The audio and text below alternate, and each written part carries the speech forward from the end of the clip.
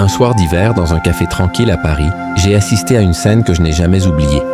Un jeune couple assis à la table voisine s'échangeait des mots durs. La tension dans l'air était presque palpable. Lui, visiblement blessé, haussait la voix. Elle, les larmes aux yeux, tentait de se justifier. Puis soudain, il se leva violemment, renversa sa chaise et sortit en claquant la porte. Le silence laissa place à des regards gênés. Et à ce moment, précis, une femme âgée, seule à sa table, murmura calmement « Quand l'un perd le contrôle, il devient esclave de ses émotions ». Cette phrase m'était restée. Elle a ouvert une porte. Pas seulement sur le chaos émotionnel qu'on peut vivre dans les relations, mais sur une idée bien plus profonde. Et si la vraie force dans une relation ne venait pas de ce qu'on exige ou ressent, mais de ce qu'on maîtrise. Le stoïcisme, une boussole intérieure. Le stoïcisme, cette philosophie antique popularisée par des penseurs comme Sénèque, Épictète ou Marc Aurèle, enseigne une chose essentielle. Nous ne contrôlons pas ce que les autres font, mais nous contrôlons toujours comment nous réagissons.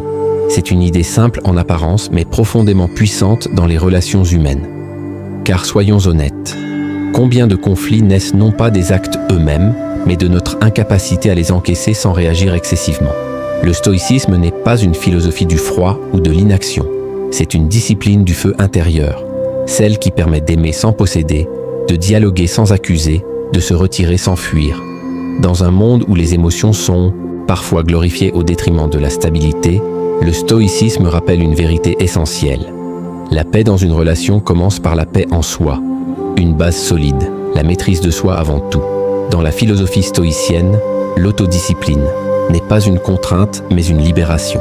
Elle permet de se détacher des réactions impulsives, de cultiver la patience et surtout de ne pas laisser les actions des autres nous définir. Prenons un exemple concret. Vous êtes en couple et votre partenaire vous critique sur un sujet sensible. L'impulsion naturelle serait de répondre sur la défensive, voire d'attaquer en retour. Mais le stoïcien pose une question plus profonde. Cette critique est-elle fondée? Si oui, que puis-je améliorer? Sinon, pourquoi? Devrais-je perdre ma paix pour une perception erronée? C'est cette pause mentale, ce temps entre stimulus et réponse, que le stoïcisme développe. Dans les relations amoureuses, familiales ou amicales, cette pause est souvent la différence entre une crise inutile et une compréhension renforcée. Les principes clés appliqués aux relations. Voyons comment quelques principes stoïciens fondamentaux peuvent transformer nos relations. Dichotomie du contrôle. Cette idée centrale enseigne qu'il y a ce qui dépend de nous, nos pensées, nos actions, nos paroles, et ce qui ne dépend pas de nous, les réactions, les émotions, les décisions des autres. Appliqué aux relations, cela signifie « tu ne peux pas forcer quelqu'un à t'aimer, à te comprendre ou à changer. Mais tu peux choisir de rester respectueux, aligné avec tes valeurs et responsable de ton comportement. » Cette séparation soulage. Elle nous pousse à agir avec intégrité, sans être esclave des résultats. La vertu comme objectif principal. Pour un stoïcien, le but n'est pas d'avoir raison, ni d'être aimé à tout prix, mais d'être vertueux, juste, modéré, courageux, sage. Dans une dispute, cela se traduit par des mots mesurés, une écoute sincère et parfois le silence. Car comme le dit Sénèque, c'est parfois preuve de sagesse de se taire quand l'autre se perd. La pratique de la réflexion quotidienne. Les stoïciens recommandaient de prendre un moment chaque soir pour réfléchir à la journée. Ai-je agi selon mes principes? Ai-je réagi avec excès? Qu'aurais-je pu mieux faire? Appliquée à nos relations, cette pratique renforce la conscience de soi. Elle permet de ne pas accumuler de rancune ou de reproches, mais de se corriger, en douceur, vers des liens plus profonds. L'autodiscipline ne rend pas les relations froides. Au contraire, elle permet de créer un espace où l'autre peut se sentir en sécurité, respecté, écouté. Elle évite les mots qui dépassent pour la pensée. Elle canalise les émotions en force de construction et non en arme de destruction. Elle permet d'aimer sans s'agripper, de se détacher sans se détruire. Quand une personne reste calme dans le conflit, elle devient un pilier. Quand elle reste fidèle à ses valeurs dans la tempête, elle inspire. C'est là le vrai pouvoir du stoïcisme. Dans les prochaines parties, nous explorerons comment pratiquer cette autodiscipline au quotidien dans les relations, face au rejet, face à la jalousie, face à l'indifférence ou à la critique. Mais retenons ceci dès maintenant. Le calme n'est pas une faiblesse, c'est une puissance. Et dans l'arène des émotions humaines, l'homme ou la femme qui se contrôle devient une ancre dans le tumulte des vagues. Il est facile de parler de maîtrise de soi quand tout va bien. Mais c'est dans le chaos, dans les silences lourds, dans les mots qui blessent, que la philosophie devient vivante. C'est là que le stoïcisme prend tout son sens. Imagine cette scène. Un ami de longue date ne répond plus à tes messages. Sans explication, il s'éloigne. Tu sens l'incompréhension monter, puis l'orgueil, puis peut-être même la colère. Après tout ce que j'ai fait pour lui, tu as envie d'exiger, de provoquer une réponse. Mais la voie stoïcienne t'invite à te poser d'abord cette question. Est-ce que je veux une relation basée sur le contrôle ou sur la liberté? Le stoïcien choisit la liberté, la sienne et celle des autres. Ne pas répondre aux attaques par la réaction, mais par la réflexion. Quand quelqu'un vous blesse, il devient tentant de se venger, de riposter. Mais chaque réaction impulsive est une défaite de l'autodiscipline, comme l'enseignait Épictète. Ce n'est pas ce qui t'arrive qui te blesse, mais la manière dont tu choisis d'y réagir. Dans un couple, cela peut faire toute la différence entre une relation toxique et une relation évolutive. Tu peux répondre à « la froideur par encore plus de distance » ou tu peux t'arrêter, respirer et choisir de comprendre. Et si l'autre ne veut pas parler, tu gardes ta dignité. Tu ne poursuis pas, car la maîtrise de soi est plus précieuse qu'une validation temporaire. Transformer les conflits en opportunités de croissance. Le stoïcisme ne nie pas les conflits. Il les accueille comme un terrain d'entraînement. Chaque désaccord est une chance de pratiquer. La patience, l'écoute réelle et l'art de poser ses limites sans fracas. Exemple, vous êtes confronté à une critique dure, mais peut-être sincère. L'ego hurle. Qui est-il pour me parler ainsi? Mais le stoïcien interroge calmement.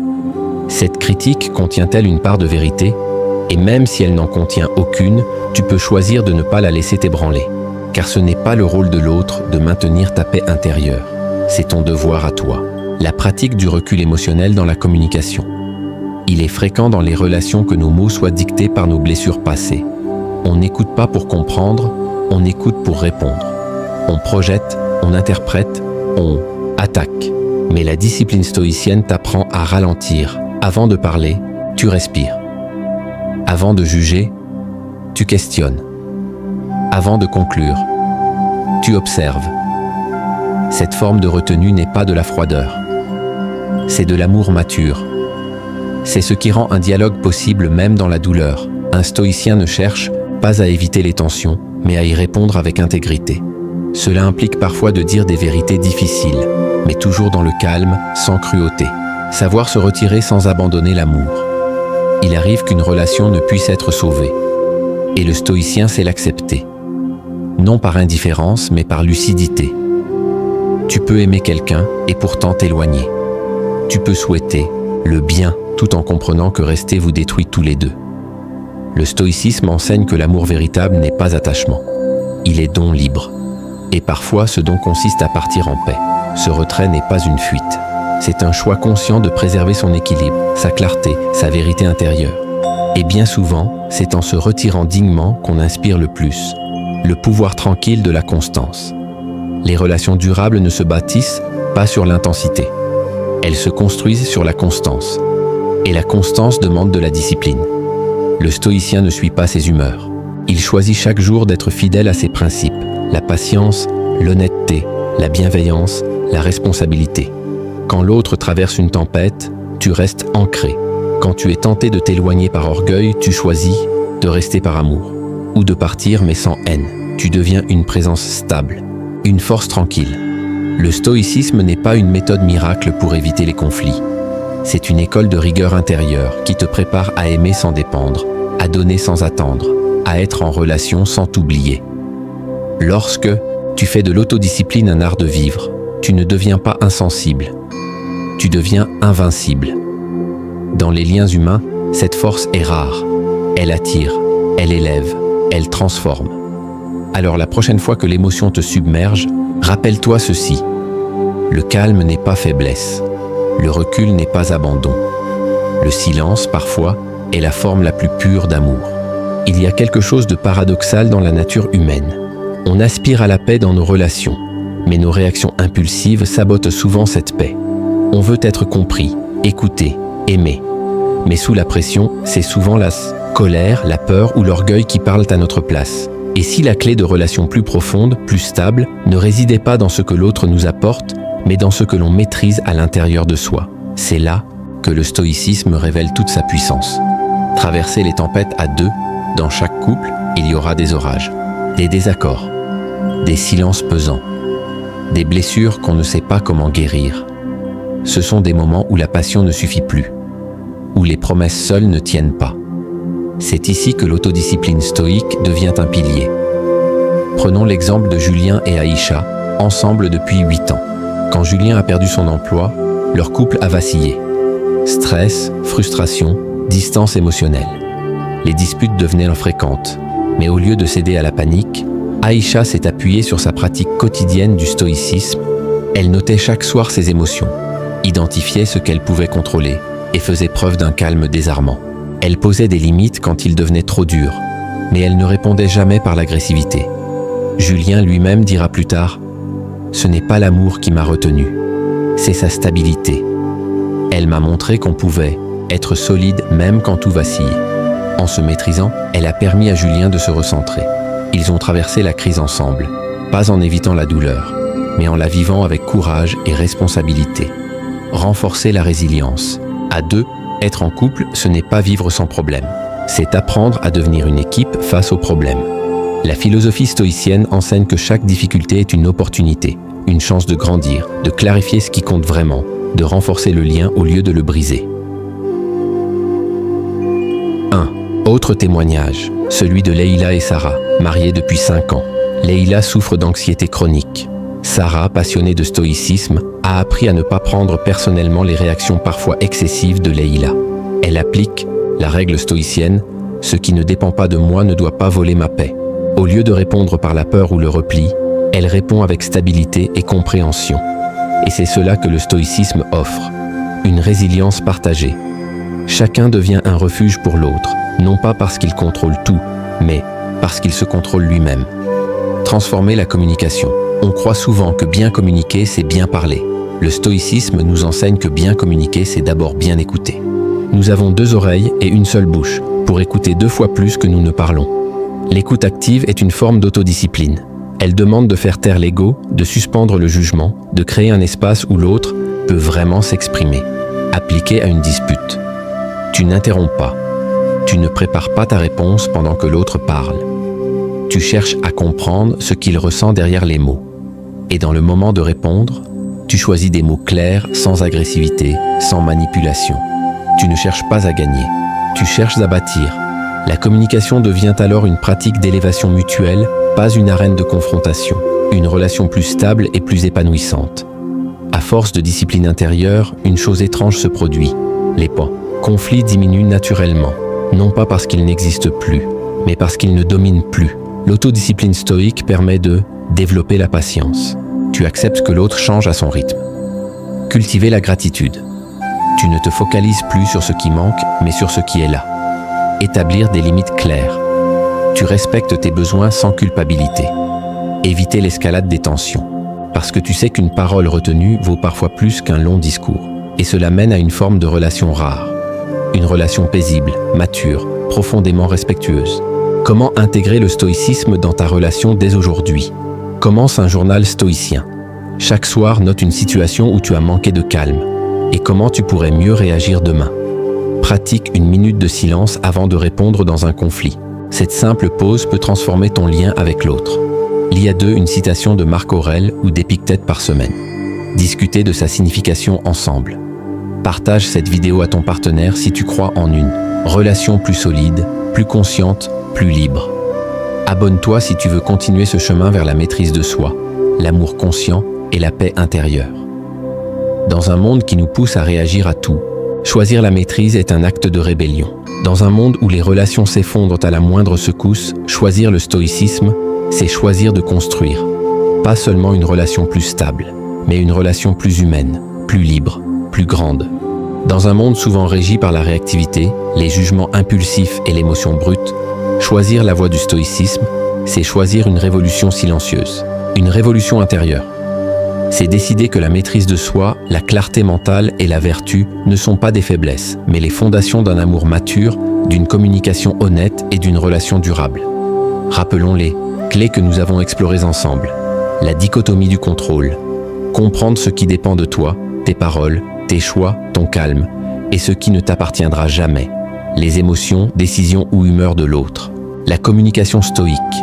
Parler avec intention, écouter avec présence et choisir le silence quand il élève plus que les mots. L'autodiscipline comme protection. Non pas pour se fermer à l'autre, mais pour créer un espace sûr où la relation peut respirer, grandir, guérir. Les outils pratiques comme la journalisation, la réflexion quotidienne, la pleine conscience et la mise en place de limites saines. Et surtout, l'idée que l'amour le plus fort n'est pas celui qui brûle fort et vite, mais celui qui persiste avec sagesse. Adopter le stoïcisme, c'est choisir une relation plus consciente. Le stoïcisme n'est pas réservé aux sages d'un autre temps. C'est une philosophie vivante, pratique, humaine. Tu n'as pas besoin d'être parfait pour l'appliquer. Tu as juste besoin d'être présent, lucide et engagé à t'améliorer un peu chaque jour. Les résultats ne seront pas immédiats, mais ils seront profonds. Une relation plus paisible, une communication plus fluide, un respect mutuel plus ancré et surtout, une paix intérieure que personne ne pourra t'enlever. Commence ton chemin maintenant. Tu veux aller plus loin? Lis ces livres fondamentaux. Pensée pour moi-même de Marc Aurèle, Manuel d'Épictète, Lettres à Lucilius de Sénèque, The Daily Stoic de Ryan Holiday, version moderne et accessible. Comment être un stoïcien de Massimo Pigliucci. Commence un carnet de pratiques stoïques. Chaque jour, note ce que tu as contrôlé aujourd'hui, ce que tu as laissé. Allez, ce que tu peux améliorer demain. Abonne-toi à cette chaîne pour d'autres vidéos sur la force intérieure, le stoïcisme appliqué et les relations conscientes. Active la cloche pour ne rater aucun contenu. Partage cette vidéo à une personne qui traverse une relation difficile ou à quelqu'un qui cherche à aimer avec plus de maturité. Et toi, quelle situation relationnelle pourrais-tu aborder autrement avec un esprit stoïque? Écris ton intention dans les commentaires. Dernière pensée. Un homme est grand dans la mesure où il reste en paix avec lui-même, même au milieu du tumulte. Marc Aurèle, les tempêtes relationnelles sont inévitables. Mais le stoïcien ne fuit pas la tempête. Il devient l'abri. Il devient le calme. Et dans ce calme, une relation nouvelle peut naître. Plus forte, plus humaine, plus vraie.